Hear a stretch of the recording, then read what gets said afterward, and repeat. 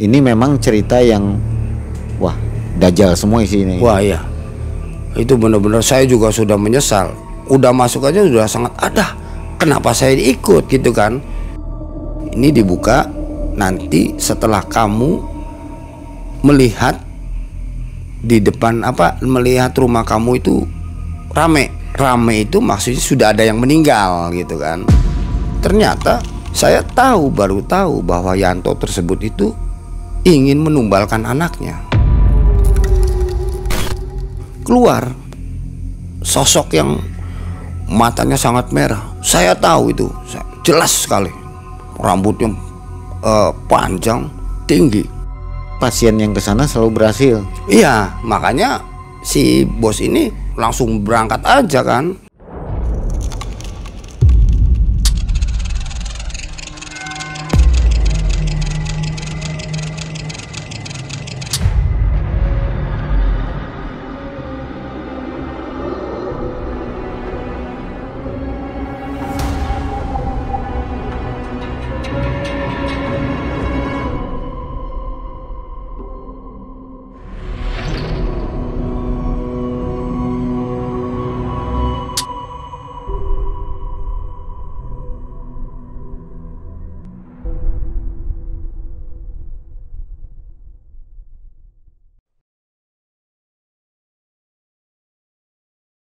Assalamualaikum warahmatullahi wabarakatuh.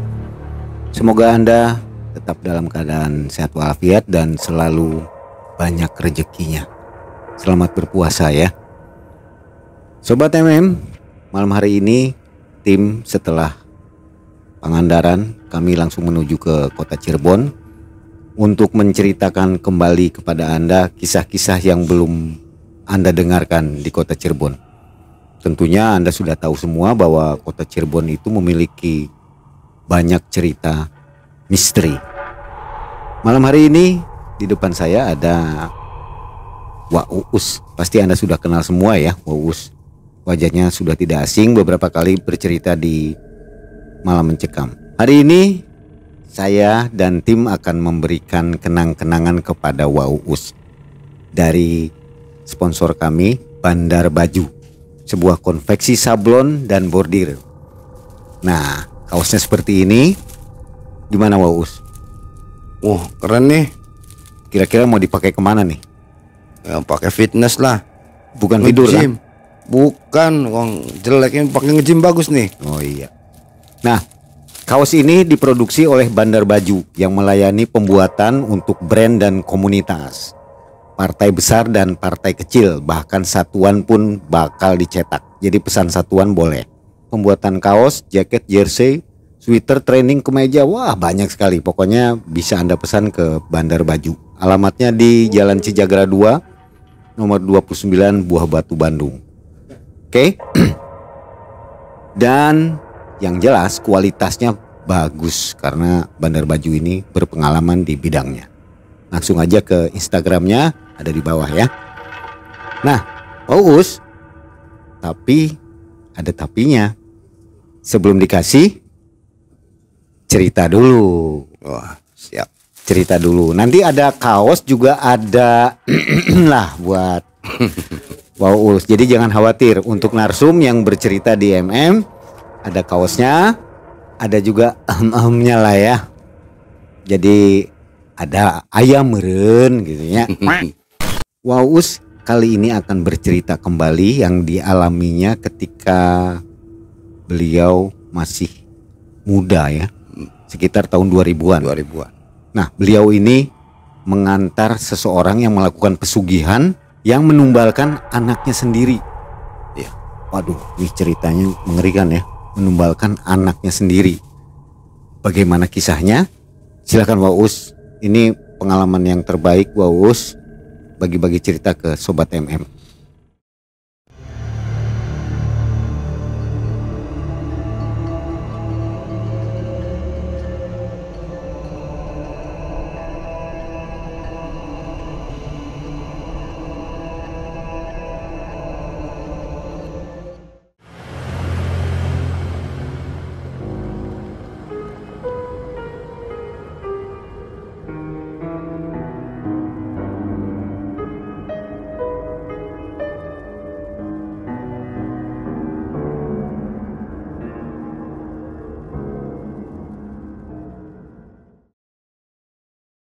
sebelumnya akan saya sampaikan ini kurang baik sebetulnya, karena ini sudah benar-benar sangat mengerikan sekali dan boleh dikatakan tidak manusiawi lah. Pada saat itu saya tidak mengetahui akan terjadi hal yang sedemikian menyeramkannya. Jadi berawal dari hal-hal yang baik, saya kan mencari nafkah. Pada waktu itu ada teman yang menawarkan membawa mobil ke Semarang. Karena saya lihat dari tawaran itu, saya berangkat.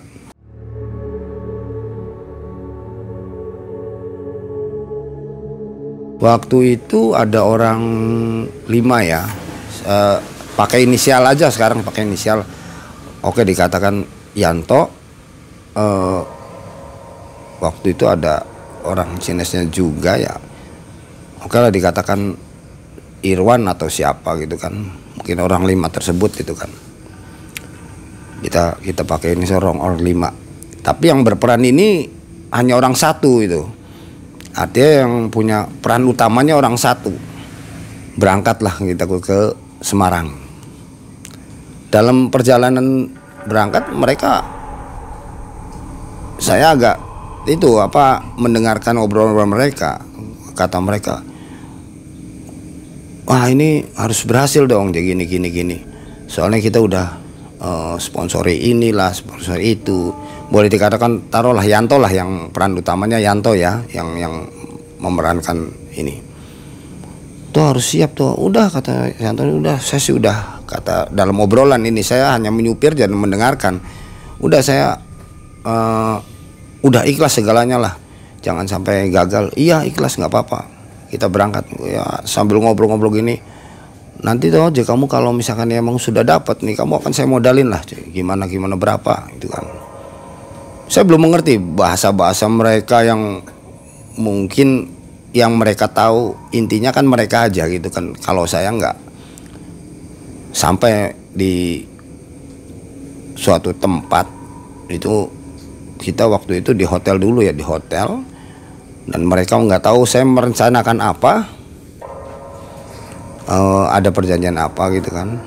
Setelah itu nggak salah itu pagi malam itu berangkat. Jadi maksudnya saya berangkat pagi dari Cirebon, berangkat ke Semarang, sore itu malam ketemu gitu dengan orang yang dituju. Nggak tahu di situ ada ya, saya bawa mobil itu ke sebuah, kalau boleh dikatakan di sini sih petilasan ya, semacam peninggalan gitu. Itu saya waktu itu tetap di mobil. Nah, mereka yang berempat itu masuk dengan si Yanto yang pelaku utama, peran utamanya, bukan pelaku peran. Masuk cerita-cerita, mungkin dalam, saya tetap di luar. Entah berapa lama dia keluar lagi. Ayo mas, balik lagi ke hotel. Oh, nanti besok aja itunya. Oke. Balik lagi ke hotel. Saya tidur. Saya di dalam hotel kamar terpisah ya. Tetap saya masih bertanda tanya, ini ada apa, ini mau kemana gitu, kok sampai lama banget gitu kan. Nah, ternyata si Yanto itu besok paginya itu dia berpuasa sehari. Malam habis maghrib itu udah siap-siap berangkat lagi ke tempat yang tadi. Setelah masuk ada orang ya boleh dikatakan kuncen yang tadi ditemuin itu.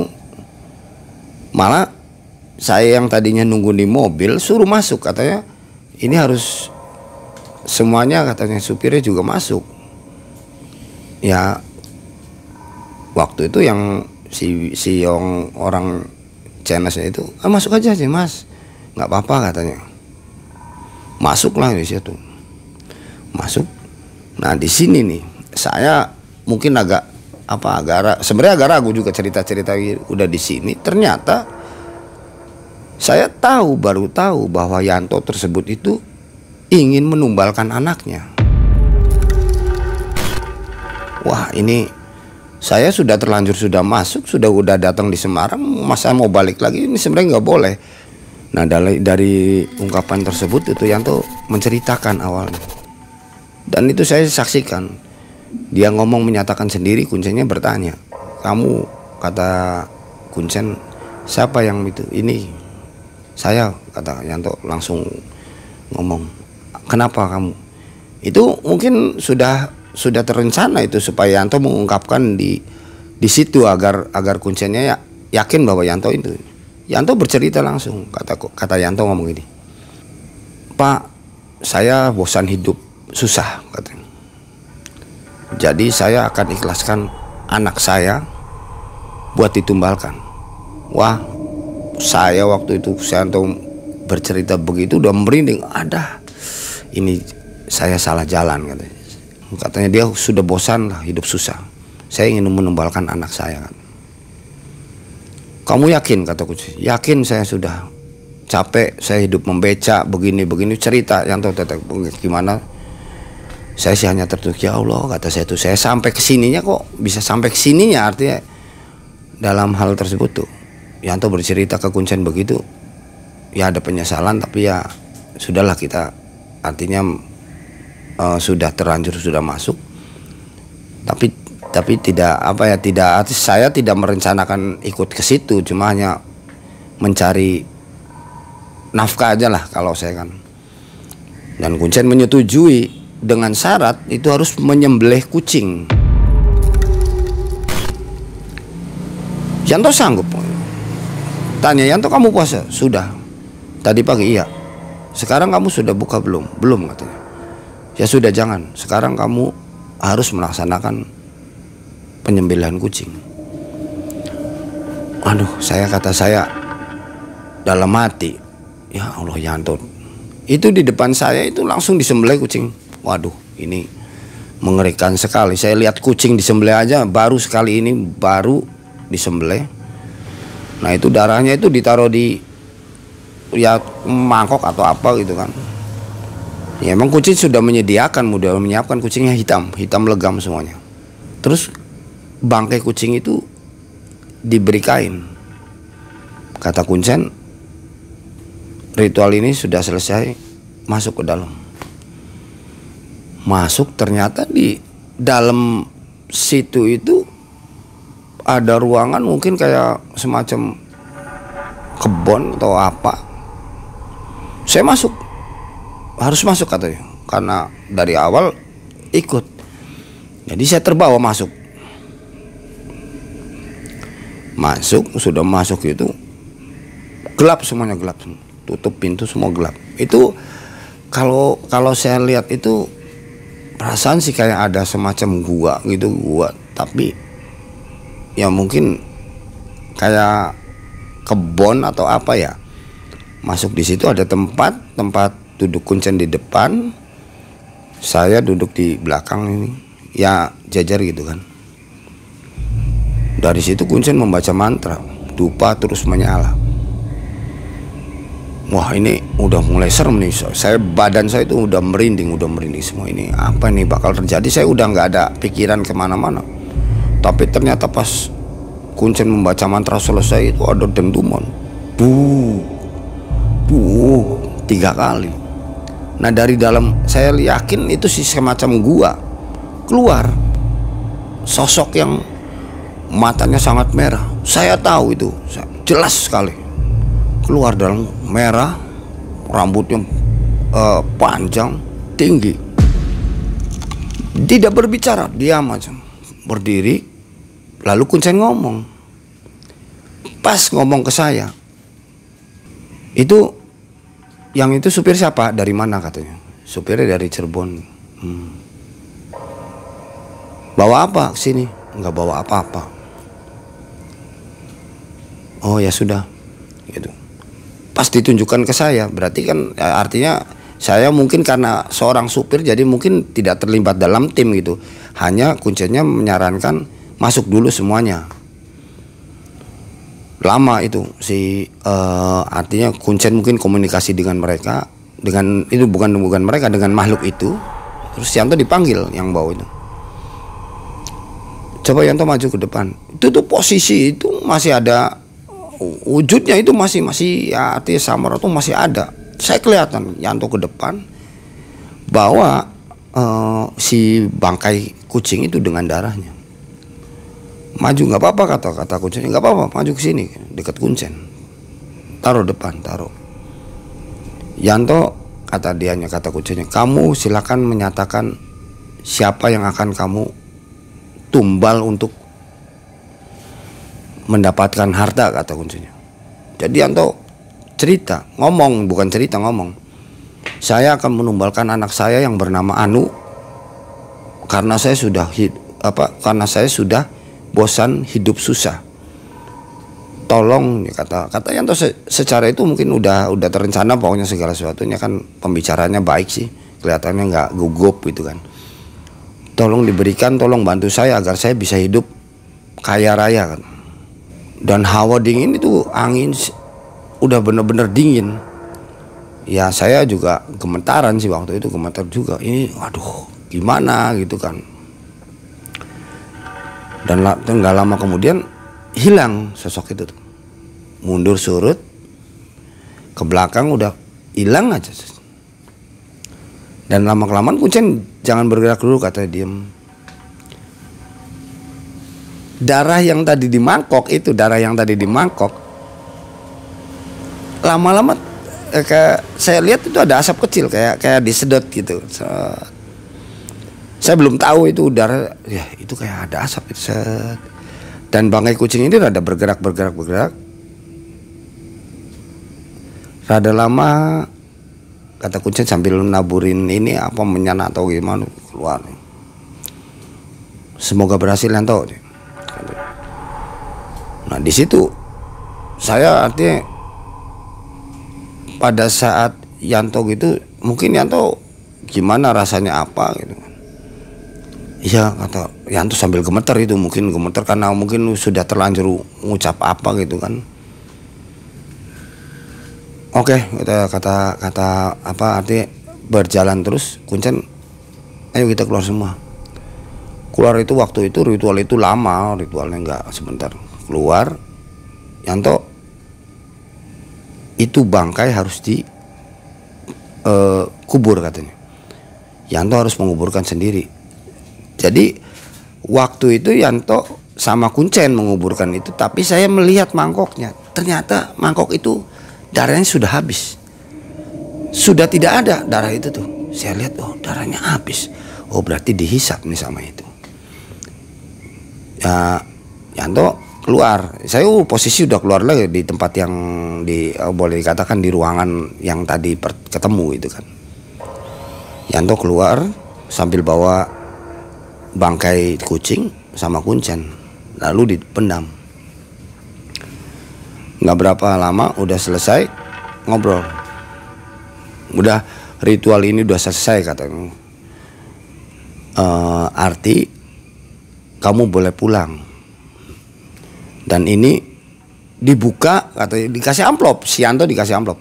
Ini dibuka nanti setelah kamu melihat di depan melihat rumah kamu itu rame. Maksudnya gini, mungkin penjelasan kucing, rame itu maksudnya sudah ada yang meninggal gitu kan. Rame. Lalu ya sudah langsung pulang. Waktu itu dari Semarang jam berapa? Jam 2 atau jam 3 ya. Langsung balik. Wah, mereka ngobrol ini. Dari situ kan ngobrol, wah toh gimana? Dan ternyata obrolan di situ sudah mulai terbuka nih. Saya tahu yang dicari Yanto itu dan itu hanya nomor. Jadi tumbalnya anak, dia bakal dapat nomor, itu pasti tembus gitu. Oh begitu. Jadi pas nanti pulang, kata si bosnya, toh nanti kalau kamu pulang nanti kita lihat dulu sesuai dengan rencana kuncen katanya. Kalau lihat rame, udah kita gak usah kesana. Ngapain kesana? Udah jelas itu udah ada yang meninggal, kata si bosnya. Ini bosnya juga kejam lagi nih, yang wah kurang ajar kabeh. Udah gitu langsung toh, kamu tak modalin sama saya sih. Nanti kamu tak masangin 1 juta buat kamu. yang mungkin yang tim mereka sih seneng, kalau saya sih tetap aja dapatnya uang supir bukan uang apa-apa. Nanti langsung ke rumahnya Yanto aja gini. Sampailah di sana tuh antara jam 7 jam 8 karena saya juga jalannya santai waktu segitu, nggak ada tol nggak ada apa ya, masih biasa aja, jalan-jalan biasa, jadi ya agak lama langsung ke rumahnya Yanto. Itu rumahnya Yanto emang rumah-rumah ya kumuh lah, boleh dikatakan kumuh, dan mobil aja nggak bisa masuk di luar gitu. Ayo ikut katanya, sekalian Mas ikut aja sekalian biar tahu katanya. Jadi saya ikut ke rumah Yanto. Dari jauh Yanto liatin rumah, kok sepi gitu. Kok sepi Pak? Sepi ya. Harusnya kan maksudnya gini, dilihat dari rumah, kalau misalkan dilihat dari jauh rumah itu banyak kursi yang di luar, itu kan berarti ada yang meninggal gitulah. Tandanya orang meninggal pasti kursi pada di luar, pada orang pada ngumpul gitu kan. Ini kok sepi, biasa aja. Sampai datang di pintunya dan ternyata tidak ada terjadi apa-apa. Yantonya jadi manggil istrinya, Mi katanya. Kalau di Cirebon itu kalau Mimi itu ibu, mama kalau sekarang sih. Dulu panggilnya Mimi, kalau bapak namanya mama. Dan istrinya tidak tahu itu bakal kejadian ada niat Yanto begitu, nggak tahu. Mi mana anak saya yang kecil, kalau Nok tuh panggilan nama anak yang paling kecil. Nok mana? Kata istrinya tuh, itu lagi mainan di kali.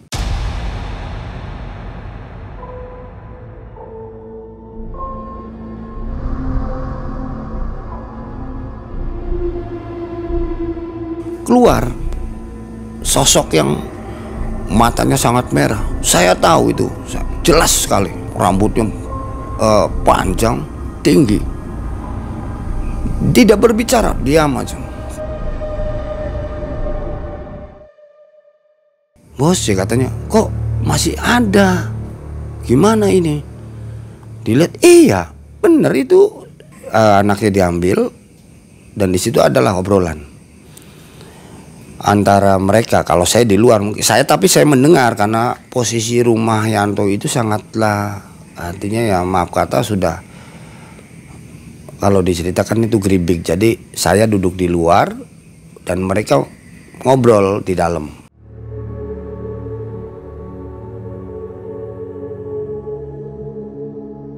Ya mungkin istrinya nangis waktu itu. Kenapa sih Pak? Katanya sampai sebegitunya ke anak begini ya, kata Yanto kan, saya udah susah katanya, tapi mana aja hasilnya kan nggak ada, kasihan kata istrinya. Dan dalam perdebatan itu mungkin mereka yang ikut membawa juga akhirnya tersentuh hatinya tersentuh tuh. Iya, gimana itu seorang anak, ibu nggak akan tega kalau ibunya tahu.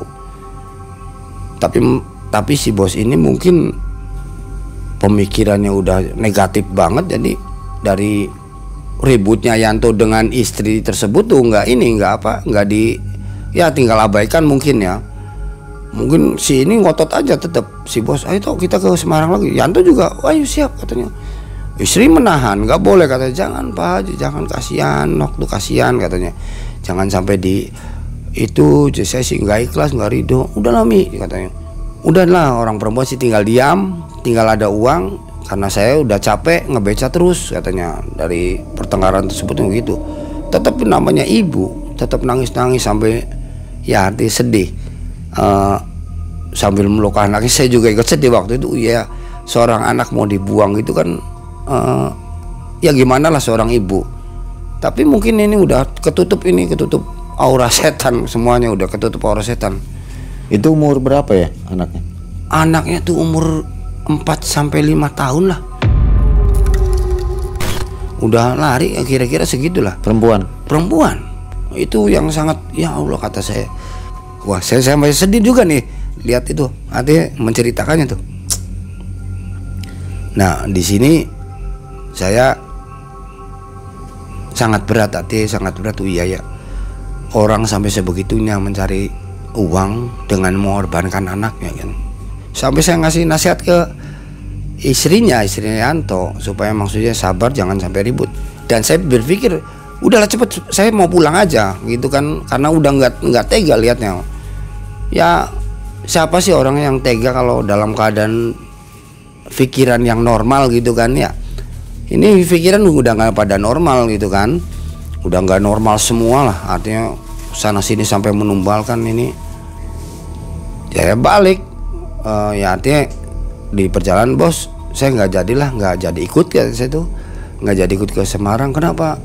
Ya saya mau ini aja pulang, coba ganti orang lain aja, saya masih ada kerjaan lain, kata saya tak bilang gitu. Waduh siapa ya, coba tanya teman saya tuh, barangkali ada dia channel gitu-gitu kan.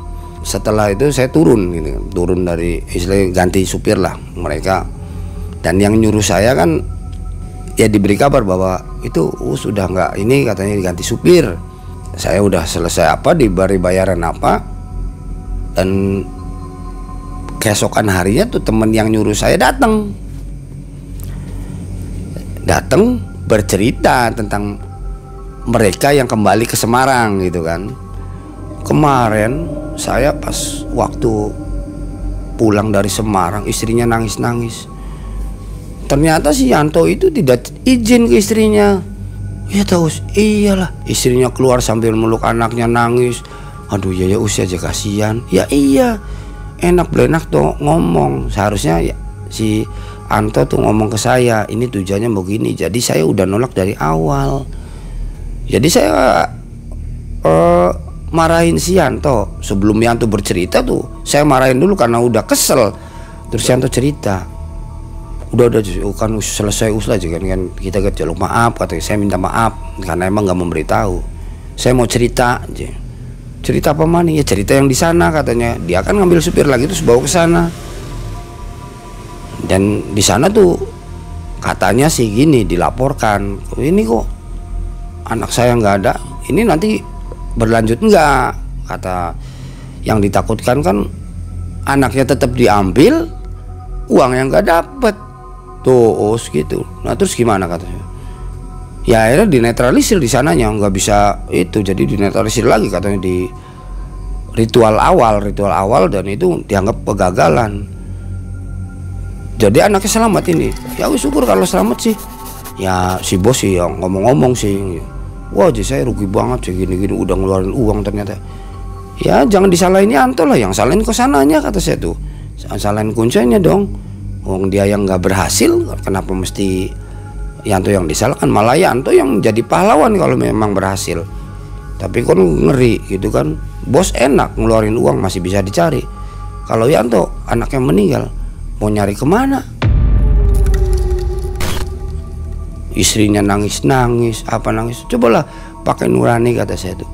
Masih banyak jalan tahun nyari uang tuh. Si Anton si diem aja. Ya mungkin sedih juga ngeliat kayak gitu. Itu nggak berhasil kenapa ya kira-kira?